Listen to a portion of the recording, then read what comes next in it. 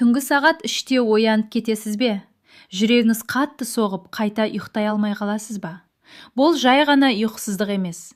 Бұл сіздің ағзаңыз беріп жатқан белгі. Бүгін мен сізге оның нақты себебін түсіндіріп беремін. Сәлеметсіздер ме? Сіздермен дәрігер Дина Мұхатай. Сіз қазір еститін ақпарат сізді таңғалдыруы мүмкін. Және ұйқыңызды толық өзгертуі мүмкін. Сондықтан соңына дейін көріңіз. Ұйқының дұрыс болмауының бірден бір себебі бауырмен байланысты. Біз ұйықтағанда миымыз энергияны негізінен бауырдан алады. Егер бауыр сау болса, ол миға түні бойы жеткілікті қант береді.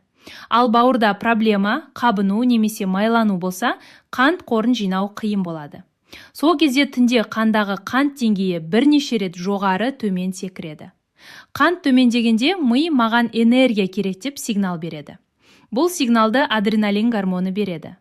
Адреналин қант қорын жылдам шығарып, қантты қайта көтереді. Бірақ адреналин стресс гормоны болғандықтан, ол сізді түнде оятып жібереді. Егер бауыр майланған болса, онда мәселе туындайды. Майлы бауырдың бір белгісі үлкен іш. Егер төмен қарап, ішіңізді анық көрсеңіз, бұл бауырда май бар деген белгі. Әрине, кейбір арық адамдарда да бауыр майлануы болуы мүмкін, бірақ ең жиі кездесетін белгі іштің үлкен болуы. Кеште ұйықтар алдында майлы және ауыр тағамдар жесеңіз, түнде қандағы қант көтеріліп, бірнеше рет оянып кетуіміз мүмкін. Сондықтан ұйықтардан 3-4 сағат бұрын тамақтануды тоқтатыңыз. Оның орнына жеңіл тамақтаныңыз. Бұл түнде ұйқыңыздың тыныш болуына көмектеседі. Таңертең ояну көбіне кортизол гормонына байланысты. Кортизол стресс гормоны деп аталады. Бірақ оның негізгі қызметі таңертең ағзаны ояту, энергияны көтеру. Әдетте кортизолдың ең жоғары деңгейі таңғы 7-8-де болады. Сол кезде ағза табиғи түрде оянады. Жүрек соғысы мен энергия көтеріледі. Егер таңертең кортизол дұрыс көтерілмесе, мысалы жарық аз, ұйқы режимі бұзылған болса, адам сергек оянбайды, шаршап тұрады, немесе ұйқысы бұзылады. Көк жарық, стресс, дұрыс жарық қабылдамау кортизолдың уақытында көтерілуіне кедергі жасайды. Бұл мәселені шешу үшін биологиялық сағатты реттеу керек. Ол үшін таңертең міндетті түрде сыртқа шығып, күн сәулесін қабылдаңыз. Таңғы жарық кортизолдың дұрыс уақытында көтерілуіне көмектеседі. Кешке ұйықтардан шамамен 3 сағат бұрын үйдегі жарықты бәсеңдетіңіз. Телефон мен лампадан шыққан көк жарық кортизолды ерте көтеріп, ұйқыны бұзады. Қараңғылық мелатонинді арттырады. Мелатонин ұйқы гормоны. Ол сізді ұйықтатуға көмектеседі. Тағы бір маңызды нәрсе, жас ұлғайған сайын ұйқы қысымы азаяды. Ұйқы қысымы дегеніміз кешке ұйқыға итермелейтін табиғи күш. Егер ұйқы қысымы азайса, кешке ұйқы келмейді, терең ұйықтау қиын болады. Егер сіз осы ұйқы қысымы азайып бара жатқанын сезсеңіз, оны қайта арттыру үшін белгілі бір әрекеттер жасауға болады. Сізге бірнеше кеңес айтайын. Біріншісі, физикалық жаттығулар, күш жаттығулары, әртүрлі спорт жаттығулары, жоғары қарқынды, интенсивті жаттығулар, таза ауада серуендеу. Осылардың бәрі кешке ұйқы қысымын арттырады. Ал егер сіз күні бойы компьютер алдында отырсаңыз, қозғалыс аз болса, серуендемесеңіз, онда ұйқы қысымы болмайды, яғни ұйықтау қиын болады. Сонымен қатар, стимуляторларды азайту керек. Кофені көп ішпеңіз. Аз мөлшерде болады, бірақ асырып жібермеңіз. Кеште магний глицинат түрін қабылдау да көмектеседі. Ал магнийді цинкпен бірге ішсеңіз, ұйқы одан да жақсы болады. Тағы бір маңызды нәрсе. Бауырдың да өз сағаты бар. Ол түнде өте көп жұмыс атқарады. Егер бауыр дұрыс жұмыс істемесе, ұйқыңыз бұзылады. Біз көбінесе ойлаймыз, түнде ұйықтағанда миымызға энергия керек. Сол үшін ұйқының сапасы маңызды деп. Бірақ бауыр да түнде белсенді жұмыс істейді. Ол тек қант шығарып, энергия беріп қана қоймайды.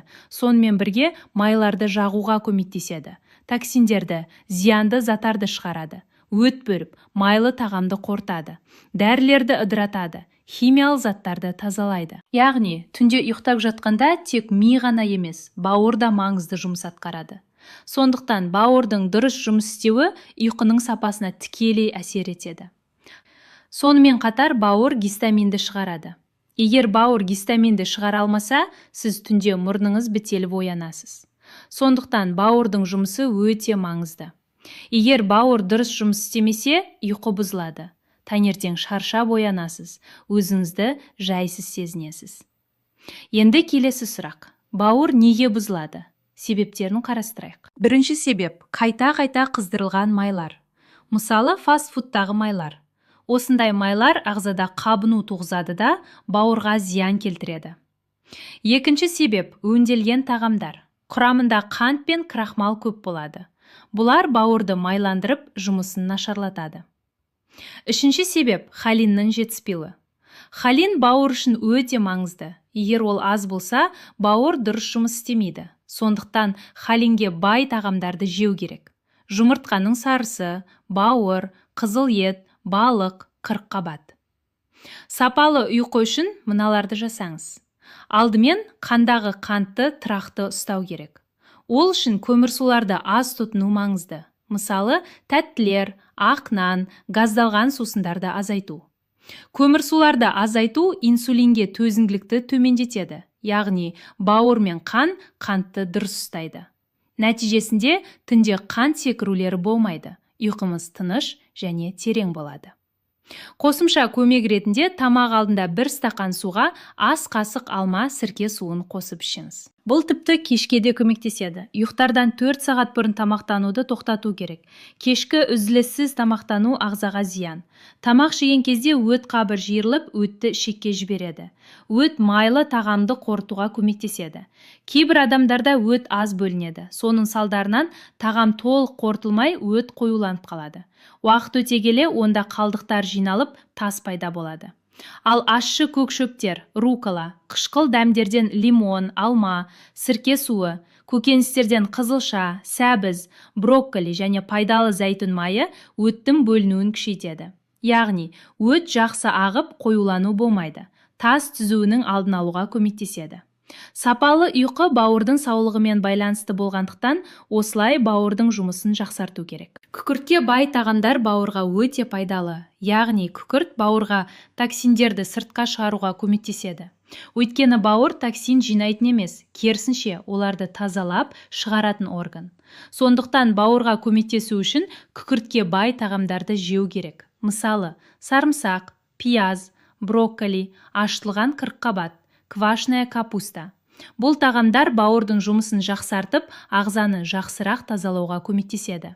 Нәтижесінде детокс жақсы жүрген сайын, таңертең өзіңізді жеңіл әрі сергек сезінесіз.